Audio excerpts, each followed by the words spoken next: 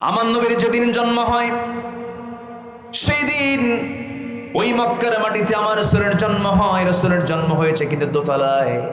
আমার রাসূল কিন্তু ধনী পরিবারের সন্তান ছিলেন, নেতা পরিবারের সন্তান ছিলেন।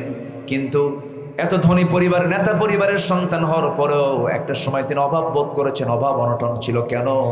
একটা ফ্যামিলির বাপ যখন মারা যায় সেই সময় সম্পদ কিন্তু রক্ষা করা কঠিন হয়ে পড়ে। আমার নবীজির জন্মের 6 মাস আগে তার বাপ দুনিয়া থেকে বিদায় নিয়েছেন, আর জন্মের 5 বছরের মাথায় তার মা দুনিয়া থেকে বিদায় নিয়েছেন। আল্লাহ তাআলা তাকে ডাবল এতিম করে দিয়েছেন। শুধু সিঙ্গেল এতিম না, বাপও নাই মাও নাই। কেন? দুনিয়ার সমস্ত এতিমগুলো যেন কোনো রিপোর্ট না করতে পারে, কোনো কথা না বলতে পারে। মুসলমানদের আমাদের পয়গম্বর এতিমের কি অধিকার প্রতিষ্ঠা করবেন? কারণ তিনি তো নিজে এতিম ছিলেন না। এই জন্য মহান রব্বুল আলামিন তাকে এতিম করে দুনিয়াতে পাঠায় এতিমদের মডেল বানিয়ে দিয়েছেন। আলাম ইয়াজিদকা ইয়াতীমান ফাআওয়া ওয়া ওয়াজাদাকা দাল্লান ফাহাদা ওয়া ওয়াজাদাকা আইলান ফাআগনা। জোরে বলুন আল্লাহু আকবার। আমার নবী যখন মা আমেনার পেটে যখন ছিলেন, মা আমেনা বলেন, আমি যখন কূপ থেকে পানি তুলতে যেতাম, কূপ থেকে পানি তুলতে গিয়া কূপের পানি যখন আমি তুলতে যাব, হাতে বালতি নিয়েছি, কিন্তু আমি লক্ষ্য করেছি আমার শিশু মোহাম্মদ যখন আমার গর্ভে, সেই সময় আমি নিজের চোখে দেখেছি বালতি লাগে নাই। আমার শিশু মোহাম্মদ আমার পেটে আসার বরকতে নিচের থাকা সেই কূপের পানি উপচে পড়ে পড়ে কূপের মুখ থেকে ভেসে ভেসে পড়ছিল। সেখান থেকে আমি পানি নিয়ে আমার বাসায় চলে আসছি, কোনো কষ্ট হয় নাই। আমার নবীজি তেলাওয়াত করতেন আল্লাহর কালাম, কত সুন্দর, আর যার উপর নাজিল হয়েছে তার তেলাওয়াতটাও কত সুন্দর। সেই সুন্দর তেলাওয়াত যখন আবু জেহেল রাতের আধারে রাসূল যখন তেলাওয়াত করতেন, নামাজে যখন তেলাওয়াত করতেন বসে বসে, আবু জেহেল আমার নবীর ঘরের কোনায় গিয়ে লুকায়া লুকায়া তেলাওয়াত শুনত। গোটা রাত চলে যেত, বসার সুযোগ পেত না। কারণ কোরআন তেমন একটি কিতাবের নাম, কোরআন যে বুঝবে এটার আকর্ষণে সে পড়ে যাবে। ইমান আনা আর না আনা বিষয়টা ভিন্ন, কিন্তু কোরআনের সৌন্দর্য দিয়েছেন কে? আসতে বলবেন না, কে দিয়েছেন? আবু জেহেল কোরআন শোনার পরে সে চূড়ান্ত সিদ্ধান্ত নিয়ে নিল। সে মনে মনে চিন্তা করলো, যদি এই মক্কার কুরাইশদের হাতে হাতে যদি কোরআনটা চলে যায়, তাদের কানে কানে যদি কোরআন তেলাওয়াতটা চলে যায়, আমি আবু জেহেল আমার সমস্ত নেতৃত্ব সব বুমেরাং হয়ে যাবে, বানচাল হয়ে যাবে। সে আইন পাশ করলো কি? আল্লাহ তাআলা তাও জানিয়ে দিয়েছেন, وقال الذين كفروا لا تسمعوا لهذا القرآن والغوا فيه لعلكم تغلبون। জোরে বলুন আল্লাহু আকবার। কাফেররা বলে ফেললো, কোরআন শুনতে যেও না, কোরআন শোনা থেকে তোমরা বিরত থাকো, তোমরাই বিজয়ী হয়ে যাবে। আর আমার আল্লাহর পরামর্শ হলো, ওয়া ইযা তুলিয়াত আলাইহিম আয়াতুহু যাদাতুহুম ঈমানান ওয়া আলা রাব্বিহিম ইয়াতাওয়াক্কালুন। জোরে বলুন আল্লাহু আকবার। কোরআন যখন শুনে বান্দা, ঈমান যদি একটু নড়বড় থাকে, ঈমান যদি একটু দুর্বল থেকে থাকে, কোরআন শোনার সঙ্গে সঙ্গে তার ঈমানটা 1 গুণ নয়, 2 গুণ নয়, ডাবল ঈমান বৃদ্ধি পেয়ে যায় কোরআন শোনার কারণে। এই জন্য আমরা কোরআন শুনবো বেশি না কম? কোরআন শুনবো বেশি, গান শুনবো। গান শুনবেন? গান শোনা যাবে? মেঘের ডাকাটা কি হচ্ছে না? মেঘের ডাকাটা কি? আমি কি দোয়া করে দেব নাকি? আচ্ছা আচ্ছা, মেঘের ডাকাটাকে কি বিপদ? আসতে, এটা কি বিপদ? কিন্তু দৌড়ান কেন? দৌড়ান যাবে না আজকে, আমরা দৌড়াবো না। এখানে আমরা বসে আছি, শোনেন আমি বলি, একটা ক্লাস যখন শুরু হয়, আমি ভাঙ্গাচোরা মানুষ, এলেম কালাম তেমন কিছু নাই, মানুষ ডাকে আসি, সুবহানাকা লা ইলমা লানা ইল্লা মা আল্লামতানা। কোনো এলেম কালাম নাই। মূলত এলেমটা কার? আসতে বলবেন না, কার? যারা এলেম নিয়ে বড়াই করে মূর্খ, ঠিক কিনা? এলেম নিয়ে বড়াই করা ব্যক্তিটা কি? মূর্খ। আসলে সে এলেম অর্জন করতে পারে নাই। আমি এখানে বসে আছি, আপনি সামনে বসে আছেন, এমনও আছেন সামনে, আমার বিশ্বাস আমাকে সকাল সন্ধ্যা পড়াতে পারবে এমন বিচক্ষণ মানুষ এখানে আছেন। অনেক কলেজের প্রফেসর আছেন। আমি গত কয়েকদিন আগে মালয়েশিয়াতে আমার একটা প্রোগ্রাম ছিল, মালয়েশিয়া, কাতার, তারপরে দুবাই, মালদ্বীপ, কয়েকটা দেশ সফর ছিল আমার।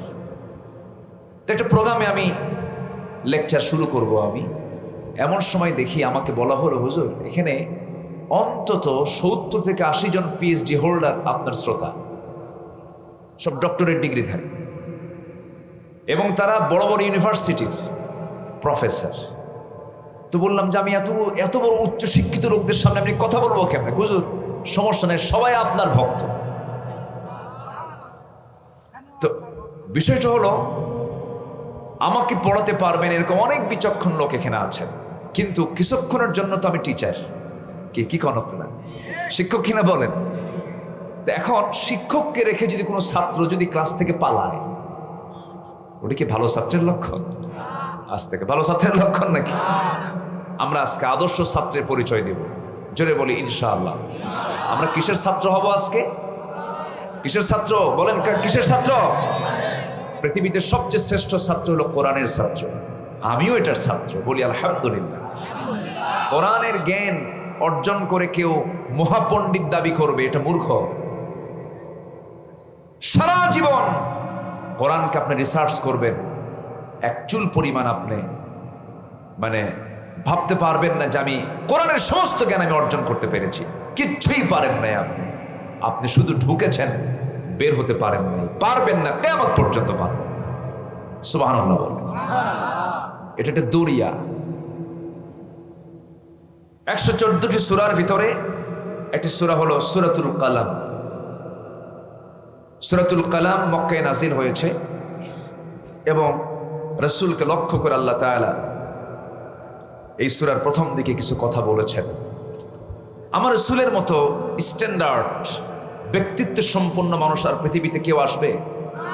পৃথিবীর সবচেয়ে ব্যক্তিত্ব সম্পন্ন, আধুনিক এবং সব দিক থেকে অলরাউন্ডার হচ্ছেন মুহাম্মদুর রাসূলুল্লাহ। মুহাম্মদুর রাসূলুল্লাহ। এমন কোন দিক নাই যা আল্লাহ তার মধ্যে অপূর্ণাঙ্গ রেখেছিলেন। একটা মানুষ কি সব দিকে সফল হয়? কিন্তু আমার রাসূল ছিলেন সব দিকের সফল একজন ব্যক্তি। জোরে বলি সুবহানাল্লাহ। সেই রাসূলকে কাফের মুশরিকরা বিভিন্ন সময় বিভিন্ন গালিগালাজ করত। আগে কিন্তু গালি দিত না, গালি দিয়েছে 40-এর আগে না 40-এর পরে? 40-এর আগে না 40-এর পরে? 40-এর আগে বলতো আল আমিন, 40-এর আগে বলতো আস-সাদিক, 40-এর আগে বলতো সবচেয়ে চরিত্রবান যুবক। 40-এর আগে সবাই তার দিকে আলাদা নজর দিত, খুব মহাব্বত করত, খুব স্নেহ করত। কিন্তু 40-এর পর প্রেক্ষাপট পাল্টে গেল। রাসূলের মুখ থেকে হক কথা বের হলো, কোরআনের দাওয়াত দেওয়া শুরু হলো। রাসূলকে সঙ্গে সঙ্গে বিভিন্ন ভাবে গালিগালাজ করতে লাগলো। সূরা ফুরকানের ভিতরে একটা জায়গায় এসেছে, আমি আয়াত বলবো কখনো এক রাত, তো 3 রাত হলে সুন্দর করে লম্বা সময় নিয়ে আমি কথা বলতে পারতাম। রাসূলকে ঠাট্টা বিদ্রুপ করা হলো, বলা হলো জাদুকর, বলা হলো কবি, বলা হলো পাগল, বলা হলো বাকপটু, বলা হলো লেসকাটা, নিঃসন্তান, বলা হলো কান কথায় নিমজ্জিত, বলা হলো সে জাদুগ্রস্ত, বলা হলো কোরআন মুহাম্মদের মন গড়া বানোয়াট কথা। যেরকম নাউযুবিল্লাহ। এই সমস্ত কথাগুলো নবীর উপরে চাপিয়ে দেওয়া হলো। কোরআন কি নবীজির কোনো কথা? কার কথা? এতে কোনো সন্দেহ আছে নাকি? কোরআন যে আল্লাহর কথা, একটু আমি বলার চেষ্টা করব মাঝে। ঠিক সেই সময় যে সময় রাসূলকে বলা হলো পাগল। আচ্ছা, পাগলের মাথার চুল কি ঠিক থাকে? কথা কি সাজানো গোছানো থাকে? ঘুম খাওয়া কি নিয়মতান্ত্রিক হয়? আচ্ছা, দাঁত কি পরিষ্কার করে মাজা হয়? না। কাপড় কি পরিপাটি থাকে না, এলোমেলো থাকে? আচ্ছা, দাড়ি চুল এগুলো সব এলোমেলো থাকে। আচ্ছা, আমার নবীর কি এমন কিছু ছিল? বলেন, এমন কিছু ছিল? কিন্তু রসুলকে এর পরেও কি বলা হলো? কি বলা হলো? পাগল। কেন বলা হলো? কি জন্য বলা হলো? নবীজির বিরুদ্ধে মিডিয়া লেগেছিল। এখন মিডিয়া লাগে না?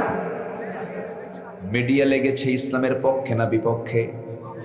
বিপক্ষে। একটা ছেলে তানজিম সাকিব, একজন খেলোয়াড়, নতুন খেলায় নামছে। এই যুবকরা চেনো না? দেখছেন? ভালোই চেনে। আচ্ছা, চেনো ভালো। আচ্ছা, এই তানজিম সাকিব ইয়াং তারুণ্যের উন্মাদনা যার মধ্যে কাজ করছে, সেই ছেলেটা তার ফেসবুক স্ট্যাটাসে লিখছে যে ফ্রি মিক্সিং এর সাথে যারা জড়িত, এমন জাতীয় নারীকে যারা বিয়ে করবে, অন্তত তারা একটা আদর্শ মা জাতিকে উপহার দিতে পারবে না। কথা তো রাইট, ঠিক কিনা বলেন? ছেলে এবং মেয়ে একসঙ্গে চলতে পারবে তখন যখন বিয়ে হবে। বিয়ে ছাড়া ছেলে মেয়ে যদি একসঙ্গে চলে, এটা কি আধুনিকতা না নোংরামি? এটা কি আধুনিকতা না বেহায়াপনা? বেহায়াপনা। আজকে এই জাতীয় কথা বললেও তাকে মৌলবাদী বলা হয়। বলা হয় সে নাকি মৌলবাদ হয়ে গেছে, জঙ্গিবাদ হয়ে গেছে। বোরকা পরা যাবে না নাকি? কেন? ঢাকা ইউনিভার্সিটির শিক্ষক বলল বোরকা পরে আসলে তাকে বের করে দেওয়া হবে। নেকাব পরা যাবে না, কারণ শিক্ষক পিতার মতো আর ছাত্রী হচ্ছে শিক্ষকের কাছে মেয়ের মতো। পিতার মেয়ের মতো যদি শিক্ষক ছাত্রীর পরিচয় হয়, শিক্ষক ছাত্রীকে পাত্রী বানায় বিয়ে করে কেন? এই ঘটনা তো নওগাঁয় নাই, আসতে কোন কোন আছে না? নাই। ছাত্রী পাত্রী হয় না? আসতে কয় ছাত্রী পাত্রী হয় কিনা বলেন? পাত্রী হয় কেন? জায়েজ আছে যে। জায়েজ ছাড়া কি বিয়ে হতো? ইসলামে 14 জন নারীকে আপনার জন্য আল্লাহ তাআলা হারাম করেছেন। স্ত্রী সাথে আরো 13 জন। এই 13 শ্রেণীর নারীকে আপনি কোনোদিন বিয়ে করতে পারবেন না। শাশুড়ি বউ যদি তালাকও হয়ে যায়, শাশুড়ি বিয়ে করা যাবে? আস্তে আস্তে মনে যাবে, মনে হয় নাকি? যাবে ভাই, যাবে। যাবে। নিজের মা, খালা, ফুফু, ভাগিনী, ভাতিজি, এরপরে ছেলে বউ, এই জাতীয় মেয়েদেরকে কখনো বিয়ে করা যাবে না। এদের সঙ্গে দেখা করা জায়েজ আছে না নাই? আছে। যাদেরকে বিয়ে করা যাবে না তাদের সঙ্গে দেখা করা জায়েজ আছে, কিন্তু তাও শালীনপূর্ণ পোশাক পরার দরকার আছে না নাই? আছে। সম্মানিত ভাইয়েরা, আজকে সমাজের একটা পক্ষ চাচ্ছে মুসলিম পরিবারের মেয়েদেরকে উলঙ্গ করে ঘর থেকে বের করানো। ওদের কাছে এই মাহফিলগুলো খুব জ্বালার কারণ হয়।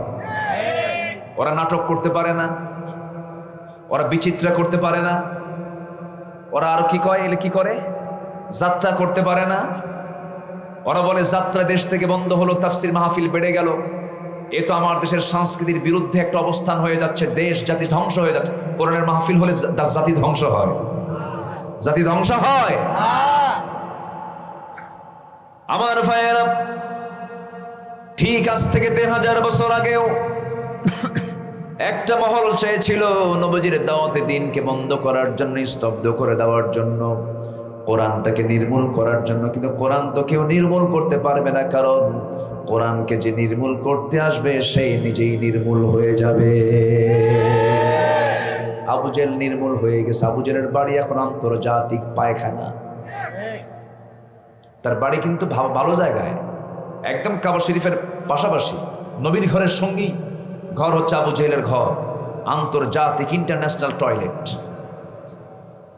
এক পাকিস্তানি হাজি, আজ থেকে কত হবে, 2009 সাল, এখন তো 2023 সাল, 13-16 বছর আগে আমি প্রথম হজে যাই। 2009 সাল আমি প্রথমবার তো জোশে জোশে সব দেখতেছি। তো ভাবলাম যে আবু জেহেলের বাড়ি কোনটা, তো বলতেছে যে এই পায়খানাটা আবু জেহেলের বাড়ি। তো ভিতরে ঢুকলাম, ঢুকে দাঁড়ায় দেখতেছি ওখানে আবার টয়লেটগুলো আবার এসি, মানে সেখানে এসি লাগানো আছে, অনেক পরিচ্ছন্ন পরিবেশ, কিন্তু টয়লেট। তা পাকিস্তানি হাসি দেখি মানে সেনাবাহিনীর মতো মহড়া দিচ্ছে ভিতরে। তো বললাম যে আপনি এরকম করে মহড়া দিচ্ছেন কেন? তো ভাই একটু সাইজ করতে আসছে। কি কথা কি শুনতেছেন আপনারা? সাইজ করতে, সাইজ মানে কাবু জেহেলরা সাইজ করবো। কি হলো, বিদ্যুৎ চলে গেছে না? মনে হয় লাইন লুজ কানেকশন হয়েছে মনে হয়। বিদ্যুৎ গেছে না, দেখি আবার আসুক। আচ্ছা আচ্ছা, তো এক পর্যায়ে উনি আমাকে বোঝাতে চাচ্ছেন যে আমি আসছি সেই সুদূর পাকিস্তান থেকে, অন্তত আবু জেহেল তো তাজা নাই, মরে গেছে, কিন্তু ওকে একটু সাইজ করে থুয়ে যায়। সম্মানিত ভাইয়েরা, কোরআনের সঙ্গে যারা এমন ঘৃণ্য আচরণ করবে তাদের পরিণতিও এমনই হবে।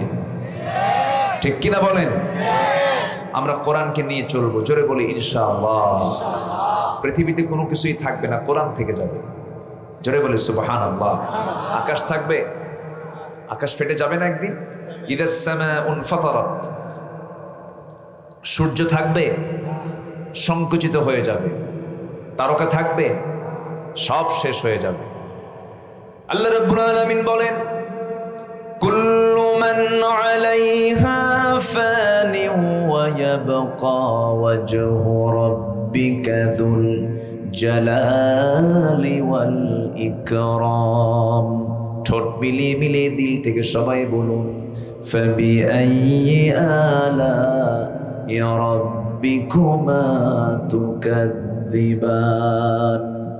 দুনিয়ার সব কিছু ফানা ফানা হয়ে যাবে, টুকরো টুকরো হয়ে যাবে, ডিস্ট্রয় হয়ে যাবে, সব কিছু নির্মূল হয়ে যাবে। আমার দাদা চলে গেছে, আমার বাপও চলে গেছে, আমিও চলে যাব রে ভাই। চোখের সামনে সব একদিন মাটির সঙ্গে মিশে যাবে, আমিও মিশে যাব। দিন শেষ আমার বন্ধু কেউ নয়, দিন শেষ আমার বন্ধু একমাত্র কেবলমাত্র কে? আসতে বলবেন না কে? সে আল্লাহর বাণী হলো কোরআন, সে আল্লাহর কথা হলো এই আল্লাহর কালামে কোরআন। কোরআন আল্লাহর বাণী। পৃথিবীর সমস্ত বাণীর ভিতরে, সমস্ত কথার ভিতরে ভুল থাকবে, অপূর্ণাঙ্গতা থাকবে, কিন্তু এই কিতাবের মধ্যে কোনো ভুল নাই। কারণ কোরআনটা কার কথা? আসতে বলবেন না, কোরআনটা কার কথা? আর কোরআন যদি মানুষের কথা হতো ১৫০০ বছর আগের কোরআন কি আজকে চলার কথা নাকি? চলার কথা নয়। কোরআনটা ১৫০০ বছর আগে নাজিল হয়েছে, যে সময় বিজ্ঞান কিছু আবিষ্কার করতে পারে নাই। মাইক আসে নাই, লাইট আসে নাই, বিমান আবিষ্কার হয় নাই, অনলাইনের কোনো কিছুই ছিল না, প্রযুক্তির কোনো ব্যবহার ছিল না। সেই যুগে কোরআনটা নাজিল হয়েছে। আজকেও কোরআনের কাছে মানুষ ভিক্ষুকের মতো হাত পেতে থাকে। যখন কোনো তথ্য না পায়, কোরআন থেকে তথ্যটা বের করে নেয়। এই পৃথিবীর যত বিজ্ঞানের চরম উৎকর্ষ সাধন হয়েছে, সব কিছুর মূলে হলো আল্লাহর কালাম কোরআনে কারীম। জোরে কোন সুবহানাল্লাহ। কারণ আল্লাহ তাআলা নিজেই বলছেন কোরআনটা কি, সবাই বলেন ইয়াসিন ওয়াল কুরআনিল হাকীম। কোরআন হলো বিজ্ঞানময় একটি কিতাবের নাম। জোরে কোন সুবহানাল্লাহ। বিজ্ঞানের সাথে কোরআনের কোনো সংঘর্ষ নাই। লাইট আনাকুম জানাকুম করে কেন? মানুষের তো মানে অ্যাটেনশনটা নষ্ট হয়ে যাবে। একটু মেহেরবানি করে একটু খেয়াল করার চেষ্টা করুন। সম্মানিত ভাইয়েরা, একটু কান লাগান। পরিস্থিতি যেহেতু এরকম হচ্ছে, মনক্ষুণ্ণ হওয়ার কোনো কারণ নেই। একটু বৈদ্যুতিক গোলযোগ হচ্ছে। আমি এই তো সম্প্রতি ৭-৮ দিন আগে কাতার ছিলাম। তো কাতার হচ্ছে পৃথিবীর সবচেয়ে ধনীর তালিকার দিক থেকে ১ নম্বর ধনী রাষ্ট্র হচ্ছে তা কাতার। নওগাঁ আর বগুড়া মিলে যে এরিয়া, এত ছোট্ট একটা দেশ হচ্ছে কাতার। নওগাঁ বগুড়া এই এরিয়াটা হবে একটা দেশ কাতার। গোটা পৃথিবীর ২২৮টি দেশের মধ্যে ১ নম্বর ধনীর তালিকায় হচ্ছে কাতার। কেন জানেন? এর মূল কারণ হলো আল্লাহ তাআলা প্রাকৃতিক যে তেল, গ্যাস এই কাতারকে ভরায় দিয়েছেন। ৫৬টি মুসলিম রাষ্ট্র, গোটা পৃথিবীর প্রাকৃতিক সম্পদ সবচেয়ে বেশি দিয়েছেন এই মুসলিম রাষ্ট্রগুলোতে। মুসলমানের সংখ্যা আছে, জনসংখ্যা আছে, ম্যান পাওয়ার আছে, এরপরে সম্পদ আছে, সবই ছিল, সবই আছে। কিন্তু আজকে গোটা পৃথিবীতে মুসলমান মার খাচ্ছে সবচেয়ে কম না সবচেয়ে বেশি? এর মূল কারণ কি জানেন? এর মূল কারণ হলো মুসলমান কোরআন থেকে কাছে না দূরে? দূরে। তো সেই কাতার আমি ঘুরে আসলাম, একটা সেকেন্ডের জন্য বিদ্যুৎ যায় না। বললাম বিদ্যুৎ যায় না কেন? ওরা বলতেছে বিদ্যুৎ যায় না মানে বিদ্যুৎ যায় কেমনে তাই তো বুঝি না। কি কথা কি বুঝতেছেন? মানে বিদ্যুৎ যে যায় এটা বোঝেই না তারা। তাহলে আমরা কোথায় আছি? আমার দেশে কি সম্পদ কম? আসতে পারে সম্পদ কম।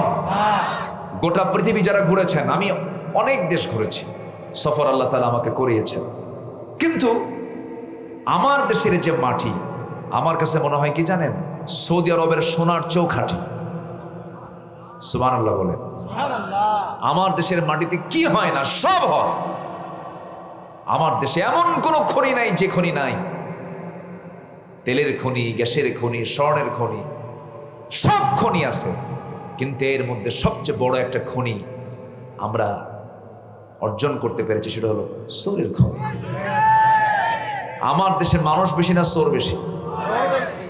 আমি কাতারের ন্যাশনাল মস্ক, জাতীয় মসজিদে আমি নামাজে দাঁড়াবো। আমি মসজিদের মধ্যে ঢুকে যাচ্ছি, হঠাৎ করে আমি মোবাইলটা রেখে ভিতরে চলে গেছি। নামাজ শেষে দেখি যে মোবাইল আমার হাতে নাই। আমি যে জায়গায় রাখছি ওই জায়গায় মোবাইলটা পড়ে আছে। কেউ টাচও করে না, ধরেও না। অন্যের জিনিস যে নিজে নেওয়া যাবে না, এই জিনিসটা তারা ভালো করে জানে। আর আমার দেশে জুতা জুতা। কি কষ্ট পাচ্ছেন না কেন? তায়েফে গেছি মাহফিলে, তায়েফ রসুলের স্মৃতি বিজড়িত তায়েফ, যেখানে রসুল সবচাইতে বেশি রক্ত ঝরিয়েছে। মাহফিল শুরু হলো, মাগরিব থেকে এশা পর্যন্ত কথা বললাম। এশার পরে শুনলাম একজনের জুতা চুরি হয়েছে। তো ভাবলাম এই দেশেও জুতা চোর আছে। পরে জুতা চোর ধরা পড়ছে, মেড ইন বাংলাদেশ। কথা কি বুঝতেছেন? আমার দেশের মানুষ কত বড় চোর। পায়ের নিচে যেটা থাকে এটাও থাকে না, এটাও চুরি হয়ে যায়। আমার দেশের মানুষ দেশকে এত ভালোবাসে, 21 লক্ষ কোটি টাকা দেশ থেকে পাচার করছে। যারা দেশের টাকা বিদেশে পাচার করে তারা তাদের মুখে দেশের স্বাধীনতার বক্তব্য মানায় না, ঠিক কিনা? মানায় না। দেশের সম্পদ দেশ থেকে পাচার করবা কেন? কষ্ট পাচ্ছেন মনে হয়? দেশকে ভালোবাসার দরকার আছে না নাই? আমার মার পেট থেকে জন্ম হয়েছে এই মাটিতে। বুকের তাজা রক্ত বিলিয়ে দেব দেশের স্বাধীনতার বিরুদ্ধে। ষড়যন্ত্রকারীকে আমরা রুখে দাঁড়াবো। জোরে বলি ইনশাআল্লাহ, আর জোরে বলি ইনশাআল্লাহ। দেশকে কারা ভালোবাসে আর কারা ভালোবাসে না, আমাদের শত্রু যারা তারা ভালো করে জানে। আমাদের প্রতিবেশী দেশ সহ আরো দেশ আছে, আছে না? আছে। ওরা জানে এই দেশের কোন শ্রেণীরা এই দেশকে বেশি ভালোবাসে। ওরা জানে। আকলমন্দ ইশারা বাসাত, সচেতন ব্যক্তির জন্য ইঙ্গিতটাই যথেষ্ট, বুঝে নেন। সম্মানিত ভাইয়েরা, একটু মন লাগাতে হবে, দিল থেকে বোঝার চেষ্টা করতে হবে। আমি কোন সূরা থেকে যেন কথা শুরু করেছি বলেন তো? কালাম। বলেন তো কি কোন সূরা? বলেন কি, এটার নাম কি? কালাম। সূরাতুল কালাম থেকে আমি শুরু করেছি। এই কলমের দাম আছে না নাই? কলমের খোঁচা দিয়া কত নিরপরাধ মজলুম আলেমদের বিরুদ্ধে কত রায় দেওয়া হচ্ছে। আস্তে কোন কেন, জোরে কোন, ঠিক কিনা? মিশরের সৈয়দ কুতুবকে শহীদ করে দেওয়া হলো। কাতারে শুয়ে আছেন যুগশ্রেষ্ঠ আলেমে দ্বীন মরহুম মকবুর ডক্টর ইউসুফ আল কারদাভি। আধুনিক বিশ্বের সবচেয়ে বড় ইসলামী চিন্তাবিদ তিনি ছিলেন। আমি তার মাকবারা জিয়ারা করে এসেছি। তাকে দেশ থেকে বিতাড়িত করা হয়েছে। ডক্টর আব্দুল করিম জাকির নায়েক, নাম শুনেছেন তো? তাকে দেশ থেকে বিতাড়িত করা হয়েছে। তিনি আজকে নির্বাসিত জীবন যাপন করছেন। হকের দাওয়াত দিতে গেলে এমন জীবনই আসবে। আসতে বলবেন না, জোরে বলেন ঠিক কিনা? একই দাওয়াত, কেউ পায় পোলাও কোরমা। একই দাওয়াত, কেউ পায় গলায় ফাঁসির রশি। সবার দাওয়াত কি একরকম? আসতে কবেন সবার দাওয়াত কি একরকম? একরকম নয়। কোরআন কার কথা? আসতে বলবেন না, কার কথা? কোনো সন্দেহ আছে? আকাশে মেঘ দিয়েছেন কে? মেঘের ওজন আছে না নাই? মেঘের গর্জন আছে না নাই? দেখেন না, গর্জন মারলে আমরা নড়ে উঠি, নড়ে উঠি না? এটা কার ক্ষমতা? যারা বিমানে চড়েছেন, বিমানের প্যাসেঞ্জার হয়ে আপনি যদি জানালার পাশে থাকেন, মনে হবে আল্লাহ তুমি কত মহান, বিশাল। এক বিমানে চড়েছেন, পৃথিবীর অন্য কোনো মানুষ নয়, পৃথিবীর প্রথম বিমান যেটা আবিষ্কার হয়েছে, সেই বিমানে চড়েছেন একজন পয়গম্বর, তার নাম হলো সুলাইমান। তার নাম কি বলেন? সুলাইমান। তার বিমানটা ছিল সবচেয়ে দ্রুতগামী, এমন দ্রুতগামী যানবাহন, এমন দ্রুতগামী বিমান কিয়ামত পর্যন্ত কেউ আবিষ্কার করতে পারবে না। আল্লাহু আকবার বলেন। তিনি এক সকাল বিকালে গোটা দুনিয়া ঘুরে আসতেন। আল্লাহু আকবার বলেন। আর আমেরিকা থেকে বাংলাদেশে আসতে লাগে 24 ঘন্টা।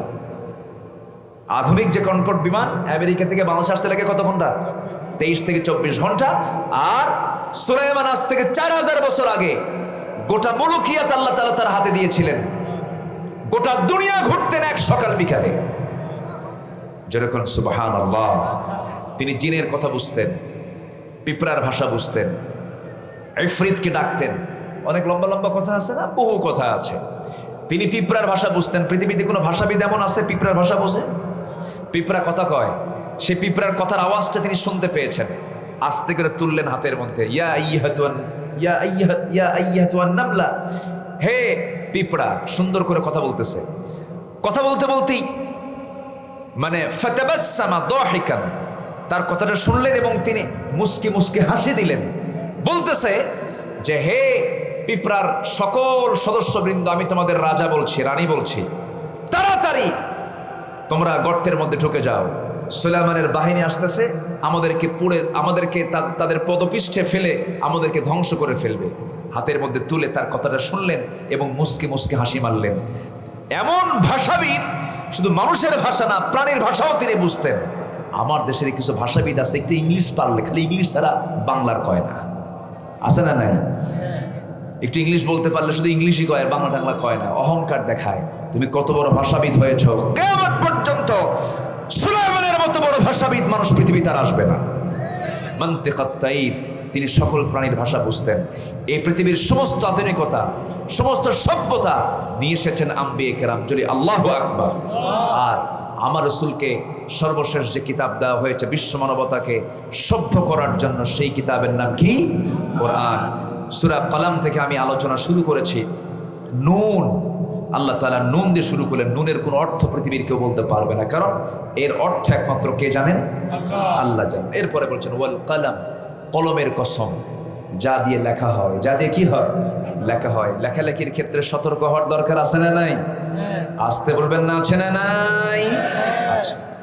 এরপর আল্লাহ রাব্বুল আলামিন বলেন, কলমের কসম, যা দিয়ে লেখা হয়, মা আনতা বিনিআমাতি রাব্বিকা বিমাজনুন, আপনি কখনো পাগল নন। আমি আপনাকে নিয়ামতে ধন্য করেছি, আমি আপনাকে বরকতে ধন্য করেছি। আমার পরিচয় হলো, আল্লাহ তাআলা নিজে বলছেন, হে রাসূল আমার পরিচয়টা হলো, সবাই বলেন, আওয়াজ দিয়ে দিয়ে বলেন, আলহামদুলিল্লাহি রাব্বিল আলামিন। আমার নবীর পরিচয় হলো, ওয়ামা আরসালনাকা ইল্লা রাহমাতাল লিল আলামিন। জোরে বলুন আল্লাহু আকবার। দুনিয়ার সমস্ত জগতের রব কে? আর রহমতটা কে? মুহাম্মদ সাল্লাল্লাহু আলাইহি ওয়াসাল্লাম। কি সম্মান আল্লাহ তাআলা তাকে দিয়েছেন। যেদিন তার জন্ম হয়ে যায়, সমস্ত আকাশের সমস্ত ফেরেশতারা একজন আরেকজনকে সংবাদ দেয়, জানো আজকে মুহাম্মাদের জন্ম হয়েছে। জোরে বলুন সুবহানাল্লাহ। রাসূল দুনিয়াতে আসেন নাই, এই মাস হলো জন্মের মাস, মৃত্যুর মাস। কিছু কথা তো বলা দরকার, বলা দরকার কিনা বলেন?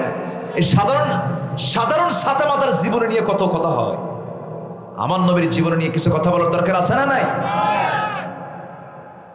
আমার নবীর যেদিন জন্ম হয়, সেই দিন ওই মক্কার মাটিতে আমার রাসূলের জন্ম হয়। রাসূলের জন্ম হয়েছে কিন্তু দোতলায়। আমার রাসূল কিন্তু ধনী পরিবারের সন্তান ছিলেন, নেতা পরিবারের সন্তান ছিলেন, কিন্তু এত ধনী পরিবার, নেতা পরিবারের সন্তান হওয়ার পরেও একটা সময় তিনি অভাব বোধ করেছেন, অভাব অনটন ছিল। কেন? একটা ফ্যামিলির বাপ যখন মারা যায় সেই সময় সম্পদ কিন্তু রক্ষা করা কঠিন হয়ে পড়ে।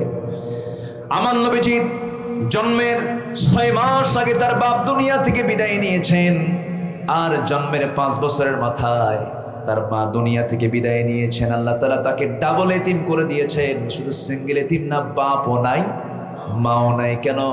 দুনিয়ার সমস্ত এতিমগুলো যেন কোনো রিপোর্ট না করতে পারে, কোনো কথা না বলতে পারে। মুসলমানদের আমাদের পয়গম্বর এতিমের কি অধিকার প্রতিষ্ঠা করবেন? কারণ তিনি তো নিজে এতিম ছিলেন না। এই জন্য মহান রব্বুল আলামিন তাকে এতিম করে দুনিয়াতে পাঠায় এতিমদের মডেল বানিয়ে দিয়েছেন। আলাম ইয়াজিদকা ইয়াতীমান ফাআওয়া ওয়া ওয়াজাদাকা দাল্লান ফাহাদা ওয়া ওয়াজাদাকা আইলান ফাআগনা। জোরে বলুন আল্লাহু আকবার। আমার নবী যখন মা আমেনার পেটে যখন ছিলেন, মা আমেনা বলেন, আমি যখন কূপ থেকে পানি তুলতে যেতাম, কূপ থেকে পানি তুলতে গিয়া কূপের পানি যখন আমি তুলতে যাব, হাতে বালতি নিয়েছি, কিন্তু আমি লক্ষ্য করেছি আমার শিশু মোহাম্মদ যখন আমার গর্ভে, সেই সময় আমি নিজের চোখে দেখেছি বালতি লাগে নাই। আমার শিশু মোহাম্মদ আমার পেটে আসার বরকতে নিচের থাকা সেই কূপের পানি উপচে পড়ে পড়ে কূপের মুখ থেকে ভেসে ভেসে পড়ছিল। সেখান থেকে আমি পানি নিয়ে আমার বাসায় চলে আসছি। কোনো কষ্ট হয় নাই। কেন কষ্ট হয় নাই? আমার শিশু মুহাম্মদের বরকতে আমার কোনো কষ্ট হয় নাই। আমার শিশু মুহাম্মদ যখন আমার গর্ভে যখন চলে আসে, আমার শরীর থেকে সুগন্ধি বের হতো। আমার শাশুড়ি একদিন বলে ফেললেন, ও আমেনা, মেয়েদের তো বাইরে যেতে নিয়ে সুগন্ধি ব্যবহার করা উচিত না, তুমি সুগন্ধি ব্যবহার করো কেন? আমি জবাবে বললাম, মা বুঝতে ভুল করেছেন, আমার এমনটা ছিল না, কিন্তু মুহাম্মদ যখন আমার গর্ভে চলে আসে আমার শরীর থেকে সুঘ্রাণ ঝরতে থাকে। যেরকম সুবহানাল্লাহ। আমার নবীজির জন্ম হলো, নবীজির জন্ম যেদিন হলো, আমার নবীজির সুবহে সাদিকের সময় দুনিয়ার মুখ দেখলেন। মা আমেনা বলেন, আটা থেকে চুল টান দিলে যেমন কোনো টের পাওয়া যায় না, আমার শিশু মুহাম্মদ যখন আমার গর্ভ থেকে দুনিয়াতে আসে আমি নিজে বিন্দু পরিমাণ কোনো টের পাই নাই। যখন তার জন্মটা হয়ে গেল, কিন্তু আমার ভরাক্রান্ত মন, আমার দুঃখে ভরা মন, আমার মুখে কোনো হাসি নাই।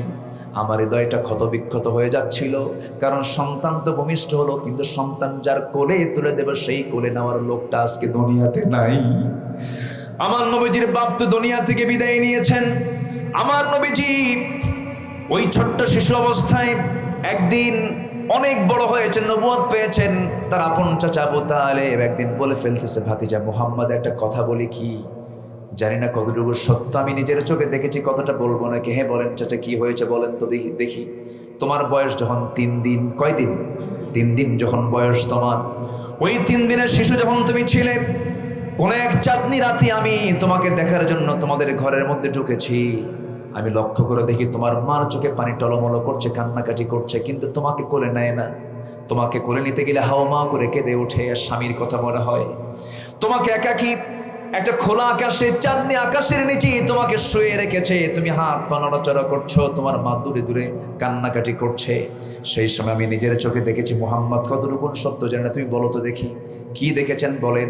বলতেছে, মুহাম্মদ আমি দেখতে পেলাম সেই রাত্রিতে তুমি যখন তোমার ডান হাতটা নড়াচড়া করো, তখন দেখলাম তোমার হাতের সঙ্গে চাঁদটাও নড়াচড়া করে। যখন তুমি বাম হাত নড়াচড়া করো, বাম হাত যখন নড়াচড়া করো, চাঁদটাও সুন্দর করে তোমার হাতের সঙ্গে দোল খাচ্ছে। যখন তুমি তোমার 2 হাত দিয়ে যখন নিচের দিকে হাতটা যখন টেনে নিয়ে আসো, চাঁদটা তোমার কাছাকাছি চলে আসে। আমি কি ভুল দেখছি নাকি? রাসূল কেঁদে কেঁদে বলছেন, চাচা ভুল তো দেখেন নাই, কারণ জন্মের পূর্বে আমার বাপ চলে গেছে, জন্মের পর আমার মার বড় দারুণ দুঃখ বেড়ে গেছে।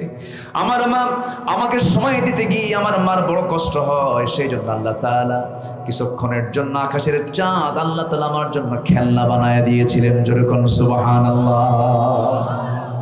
আমার বন্ধুগণ, সেই নবীজির জন্ম হলো এই মাসে, ওফাত হলো এই মাসে, জন্ম মৃত্যু নিয়ে কথা যতটুকু শুনবো আমরা তার জীবনে নিয়ে আমরা আলোচনা করতেই পারি, কোনো সমস্যা নাই। কিন্তু একটা বিষয়, শুধু জন্ম নিয়ে আলোচনা করলাম, দরুদ পড়লাম, তার প্রতি মহাব্বত দেখালাম, দরদ দেখালাম, ভালো কথা, কিন্তু আমরা কতটুকু মহাব্বত করতে পেরেছি বড় আফসোস লাগে। নবীজির কতটুকু সুন্নত আমল করতে পেরেছে বড় আফসোস লাগে।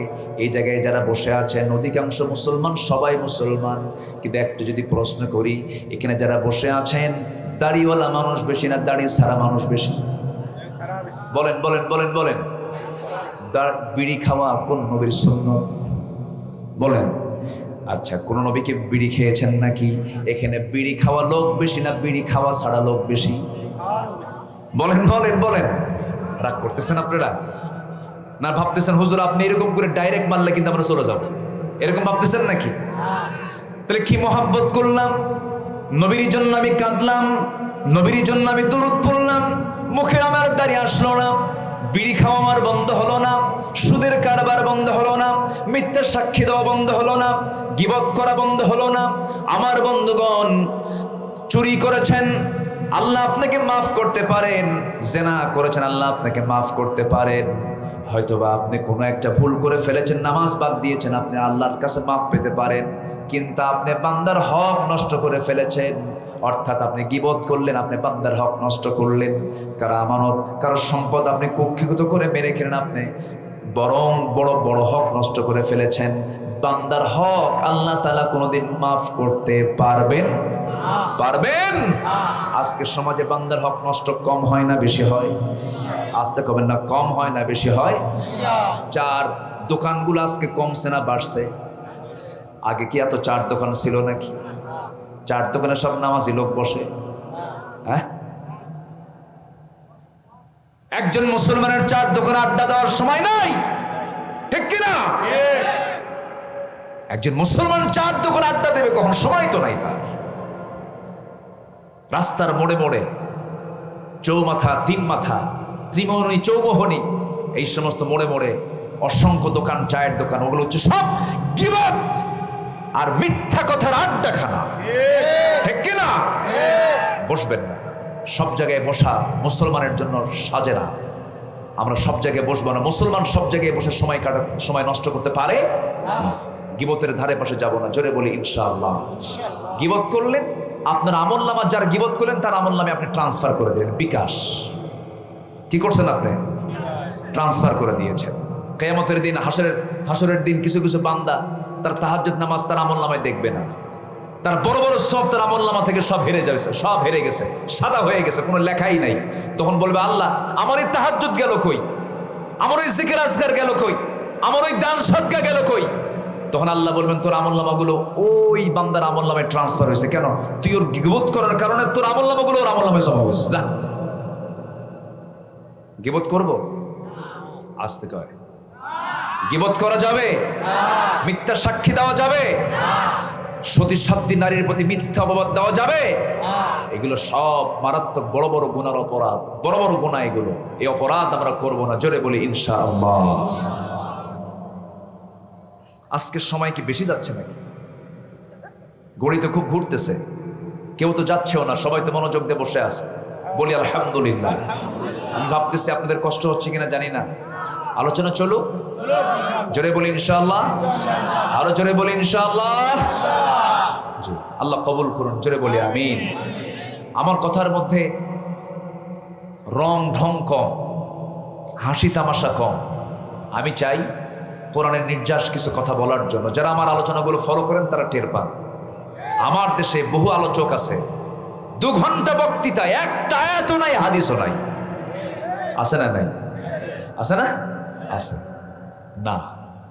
সেই কথাই শ্রেষ্ঠ কথা, যে কথার মধ্যে থাকবে কার কথা? আল্লাহর কথা। দেখেন না বটতলার কিছু রাজনীতিবিদ আছে, বটতলায় দাঁড়ায়া আছে না? নাই? সাপাটুকি যথেষ্ট, এছাড়া আর কিচ্ছু নাই। বহু বক্তব্য শুনছি আমরা, নেতা শুধু মিশা কথা কয়। আসতে বলবেন না, জোরে বলেন ঠিক কিনা? কিন্তু একজন নেতা ছিলেন যার জীবনে কোনো মিথ্যা ছিল না, তিনি হচ্ছেন মুহাম্মদ সাল্লাল্লাহু আলাইহি ওয়াসাল্লাম। আজকের অধিকাংশ নেতাগুলো সত্যবাদী না মিথ্যাবাদী? বলেন সত্যবাদী না মিথ্যাবাদী? নামাজি না বেনামাজি? হালাল খায় না হারাম খায়? রাতের বেলা শুয়ে থাকে না মদ খায়?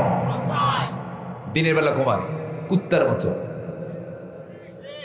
কুকুরের চরিত্র হলো রাত জেগে জেগে বসে থাকে আর দিনের বেলা ঘুমায়। কিছু কিছু আজকের সমাজের সভ্য নামের অসভ্য কিছু মানুষ গড়ে উঠেছে, সারা রাত বিড়ি খায়, রাত জাগে, ফজরের সময় ঘুম পারে। কুত্তার চেয়েও জঘন্য এগুলো।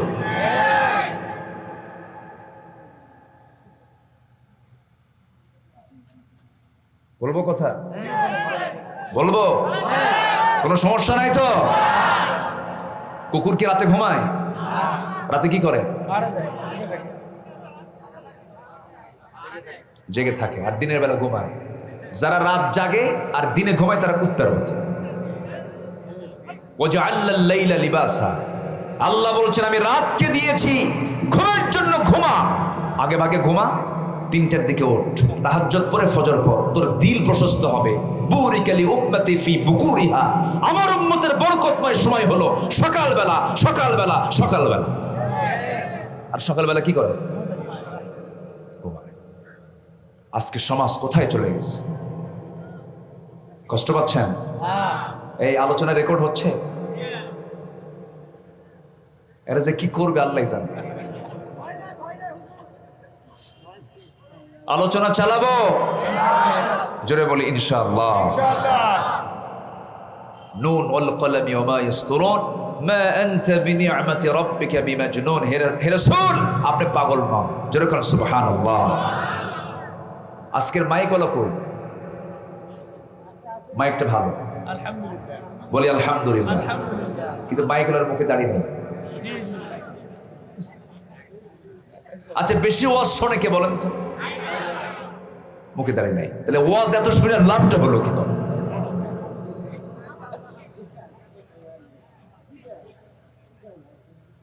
কষ্ট পাচ্ছেন? আল্লাহ তুমি সবার ভেতরে আমলের চিন্তা ঢুকাইয়া দাও। জোরে বলি আমিন। আমার দেশে ওয়াজ বেশি না আমল বেশি? আমল। বক্তারা যদি সুর ভালো হয়, বলে জানো আজকে যে ওয়াজ করে গেছে না হুজুর, এমন সুর কাইন্দে শেষ, ফজর নাই। কি নাই? ফজর। আমরা আমলের নিয়তে সবকিছু করবো। জোরে বলি ইনশাআল্লাহ। কোন আলোচকের আলোচনা খারাপ না যদি কোরআন থেকে হয়। সুর থাকুক আর না থাকুক। বেলালের কোনো সুর ছিল? আসতে পারে। বেলালের কোনো সুর ছিল? মানুষটা কালো, অসুন্দর না সুন্দর? অসুন্দর দেখতে কালো মানুষ। মাঝে মাঝে হাঁটলে পরে সাহাবীরা বলতো হুজুর ওদের কালো পাহাড় আসতেছে। রসুল একদিন বলেই ফেললেন সাহাবীরা, আমার বেলালকে তোমরা এরকম করে বলবা না। আমার বেলাল অসন্তুষ্ট হলে আমি রাসূল অসন্তুষ্ট হব। আমার বেলালকে তোমরা কখনো কালো পাহাড় বলে ডাকবা না। কোনো সুর নাই। অথচ মুয়াজ্জিনের দায়িত্ব পালন করেছেন কে? বেলাল। কারো আজান আরো শাজিম ছয় না, আর বেলাল আজান দেন আর শাজিম পর্যন্ত পৌঁছে যায়। কেন পৌঁছবে না? অত্যাচার কি কম সহ্য করছেন তিনি? মক্কার মাটিতে সবচেয়ে বেশি নির্যাতিত হয়েছেন বেলাল। কি মাইটটা দিয়েছে রাসূল সহ্য করতে পারলেন না। রাসূল বললেন, আবু বকর, আল্লাহ তোমাকে মিলিয়নার বানিয়েছেন, বিলিয়নার বানিয়েছেন, প্রচুর টাকার মালিক আল্লাহ বানিয়েছেন। আবু বকর, যত টাকা লাগে আমার বেলালকে মুক্ত করো, তুমি জান্নাতের দরজা পাবা। যাও। স্বর্ণ মুদ্রা সব নিয়ে জমা করলেন উমাইয়ার সামনে। উমাইয়া, তোর কত টাকা লাগবে, কত স্বর্ণ লাগবে, সব দেব, বেলালকে দে, কারণ আমি জান্নাত কিনে নিতে চাই। জোরে বলে সুবহানাল্লাহ। বেলালকে মুক্ত করে এনেছেন।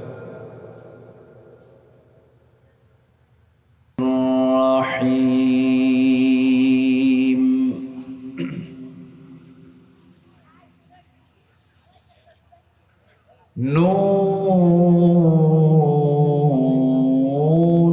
ওয়াল কলমি ওয়া মা ইয়াসতুরুন।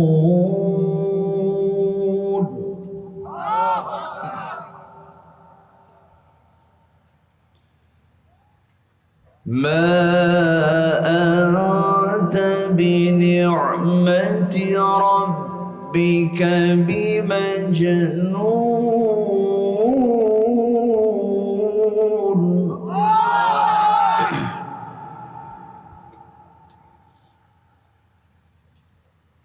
وإن لك لأجرا غير ممنون وإنك لعلى خلق عظيم.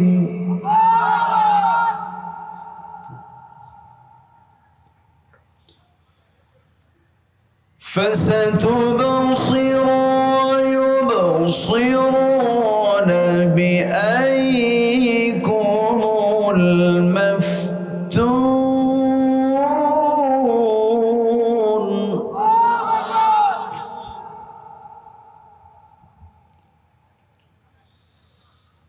إن ربك هو أعلم بمن ضل عن سبيله وهو أعلم بالمهتدين.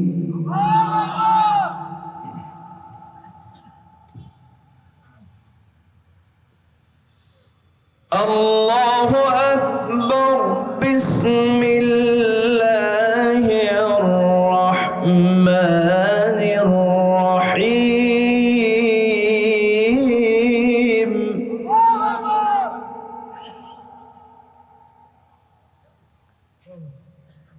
إن الله وملائكته يصلون على النبي.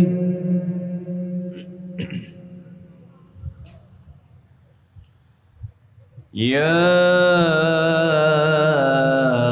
أيها الذين آمنوا صلوا عليه وسلموا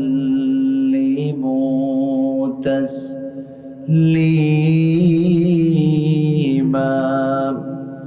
اللهم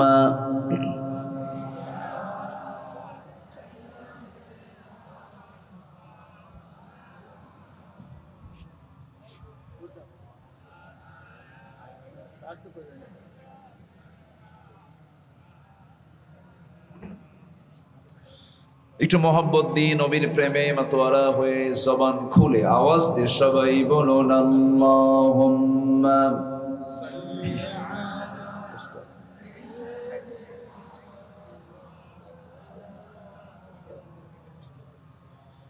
ওয়া আলা আলি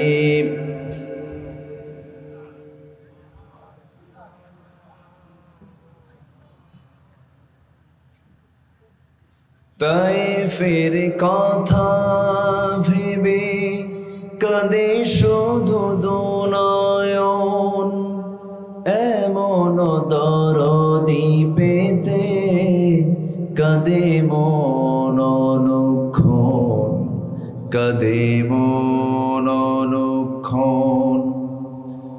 ওহদে দাঁতহারা আহমদ যখন লৌহ মাখা কিয়ামতে উঠবে তখন, জিহাদ না করে কিভাবে দেখাবে তুমি চাঁদ চেহারা রূপে ওয়াতুল। আল্লাহুম্মা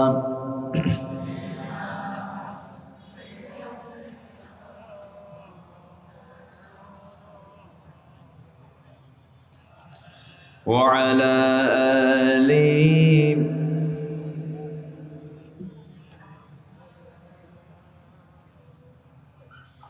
সবাই বলুন বালাগাল উলা বিকামালিহি কাশাফাত তুজা বিজামালিহি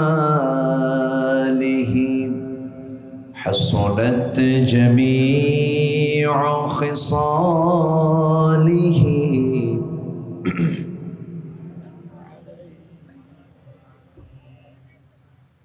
আরবের বুকে মক্কার পরে যেথায় মা আমিনার ঘর, খোদার রহমতে কৌসার হয়ে ঝরছে বারংবার। বালাগাল উলা বিকামালিহি কাশাফাত তুজা বিজামালিহি حسنت جميع خصاله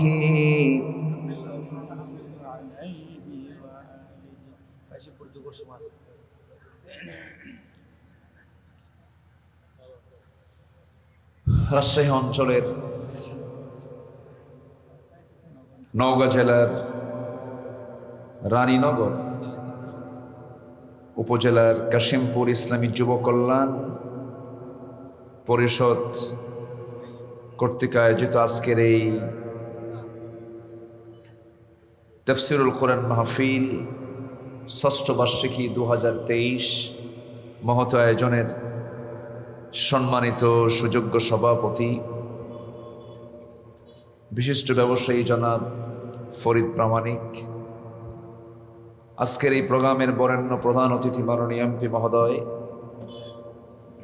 কথা বলেছেন নন্দিত আলেমে দ্বীন আমার অনুজ মুহতারাম মাওলানা আবু রায়হান হাফিজাহুল্লাহ, উপস্থিত হাজারাত উলামায়ে কেরাম, ফদলায়ে ইজাম, সুশীল সমাজ, জাতির শ্রেষ্ঠ সন্তান শিক্ষক মণ্ডলী, জাতির বিবেক সাংবাদিকবৃন্দ, প্রশাসনের দায়িত্ব নিয়োজিত কর্মকর্তাবৃন্দ, সামনে উপস্থিত দূরে কাছের বিভিন্ন স্থান থেকে ছুটে আসা কালেমার ঝান্ডাবাহী, তাওহীদের পতাকাবাহী, দ্বীন ইসলামের নরসারদুল বীর মুজাহিদ, প্রাণ প্রিয় সম্মানিত দ্বীনি ভাইরা, আড়ালে বসে আছেন শ্রদ্ধেয়া সম্মানিতা সর্বগুণে গুণান্বিতা মা বোনেরা, আলোচনার সূচনায় আনুষ্ঠানিকতার মধ্য দিয়ে আমার পক্ষ থেকে আবারও দিল খোলা সালাম, আসসালামু আলাইকুম ওয়া রাহমাতুল্লাহি ওয়া বারাকাতুহু। সকলে কেমন আছেন? উল্টা প্রশ্ন আমারও জানতে চাচ্ছেন। আল্লাহ তাআলা আমাকে আপনার হালই রেখেছেন, বলি আলহামদুলিল্লাহ। তবে গোটা দুনিয়া জুড়ে আজকে নির্যাতিত নিপীড়িত মানুষ যে শ্রেণীর বেশি, সেই শ্রেণী হলো আলেম ওলামা সমাজ, ঠিক কিনা? তবে ইমানদার যে ইমানের দাবি করবে, নির্যাতন নিপীড়ন তাকে কখনো হতাশ করতে পারে না। নির্যাতন যত বাড়বে, অত্যাচার যত বাড়বে, তখন ভাবতে হবে সামনে কোন একটা ভালো রেজাল্টের অপেক্ষায় আল্লাহ তাআলা আমাদেরকে রেখে দিয়েছেন। শিশু যদি না কাঁদে, মা তার সন্তানকে দুধ দিতে প্রস্তুত হয় না। আবার মা যদি শিশুর মুখে মা ডাকটা শুনতে চান, ডেলিভারির যন্ত্রণা সহ্য না করলে কি তিনি মা ডাকটা শুনতে পাবেন? পাবেন না। এটা অসহ যন্ত্রণা চলছে, কিন্তু এই অসহ যন্ত্রণার মধ্য দিয়ে সামনে যে রেজাল্ট, সে রেজাল্ট হচ্ছে আগামীর দিন হলো কোরআনের দিন, আগামী দিন হচ্ছে ইসলামের দিন। জোরে বলি ইনশাআল্লাহ। সম্মানিত উপস্থিতি, সারাদিনের সকল ব্যস্ততাকে সম্পূর্ণ করে ক্লান্ত শ্রান্ত দেহটাকে স্বস্তি দেবার জন্য আমরা যখন বিছানার দিকে চলে যাব, ঠিক সেই মুহূর্তে আমরা বসে আছি কোরআনের টানে, জান্নাতের বাগানে। যে মনিব আমাকে আপনাকে এমন একটি সুন্দর আয়োজনে সামিল করলেন, শুকর আদায় করছি, মুহাব্বাতান বলে উঠছি আলহামদুলিল্লাহ। আবারও বলছি আলহামদুলিল্লাহ। চিৎকার মেরে বলছে আল্লাহুম্মা ইন্নী আসআলুকা আল হুদা ওয়াত তুকা ওয়াল আফাফা ওয়াল গিনা। সবাই বলি আল্লাহুম্মা লাকা আসলামতু ওয়া বিকা আমানতু ওয়া আলাইকা তাওয়াক্কালতু ওয়া ইলাইকা আনাবতু। আমরা আল্লাহ তাআলার শুকর আদায় করে নিলাম। সম্মানিত হাজিরিন, আওয়াজ কি হয়?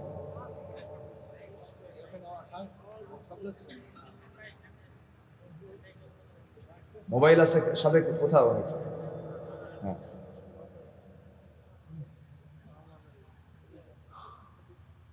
সম্মানিত হাজিরিন, এই মাহফিলটা নির্দিষ্ট দিন ছিল 24শে সেপ্টেম্বর, না 24শে সেপ্টেম্বর ছিল। প্রাকৃতিক কারণ, প্রতিকূল আবহাওয়ার কারণে, প্রতিকূল আমরা বলি কিন্তু আসলে এটাই অনুকূল, ঠিক আছে না? প্রতিকূল বললে এটা কেমন যেন একটা দোষারোপ ভাব হয়। প্রাকৃতিক দুর্যোগ এটা বলাও ঠিক না। বৃষ্টি নাজিল করেন কে? আল্লাহ।